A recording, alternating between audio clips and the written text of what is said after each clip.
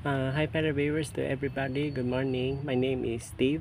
My full and complete name is Steve Ho Ong. I'm the owner of this video account in this respective website, youtube.com.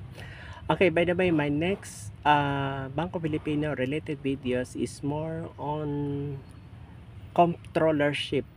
Controllership. By the way, I'll give you a little feedback to all viewers. I think for all former Banco Filipino depositors, including me, is truly believe that this Banco Filipino is a private savings bank, not a government bank or public. Okay, this one is private that serves to the public, so it's a private savings bank. Okay, so much for this. Um, we have agreed all alliance, depositors alliance nationwide that includes Metro Manila, Luzon, Visayas, Mindanao, all depositors that agreed that there will be additional department of the one who is handling the depositors funds, which is the controllership department. Ibig sabihin, pag controllership, of course, yes. BSP has controllership also. Yung sino nagsi-circulate ng mga coins, paper bills. Ito, lahat ng deposits na mo-monitor. So, ang nagmo-monitor, isa dyan ang Board of Director, which is the Chief Financial Officer. Chief Financial Officer or known as Chief Finance. Financial, same na rin. So, internal audit at saka yung naghahanda ng money. So kung may mangyari, halimbawa ma-force tayo emergency loans, yung mismong bank, o at least na mo-monitor. That's another hiring na yan. Pero it will be preparation for the third opening. So yon. By the way, may nag-FB sa akin ang tinatanong kong, Steve, meron bang next Banco Filipino related videos sa 2025? The answer is yes. Marami. Hindi lang itong 2024. Yes, I know how you feel. Kahit ako rin, kahit hindi ako nabayaran PDIC, but I already know the whole truth. The whole truth. As we all know, no, yung 25 billion loan package hindi na-release kasi nga kaya nagkakaganyan ang Bangko Pilipino, kaya sila nangutang that time, yung emergency loan, dahil hindi binayaran yung 18.8 damage suit. Yun, kaya sila nagkakaganyan.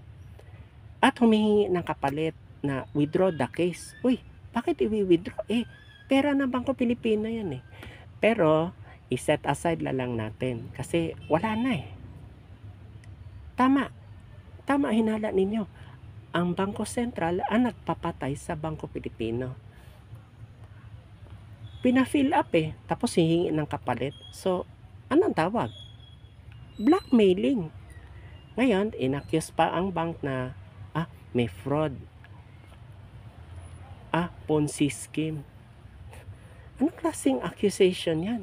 That's a hard and serious accusation. Harsh accusation. Kaya, grabe. Pero, anyway, never mind na lang. Pero this time, itong video na ito, this is very vital and significant. So, I hope that this video will learn a lesson.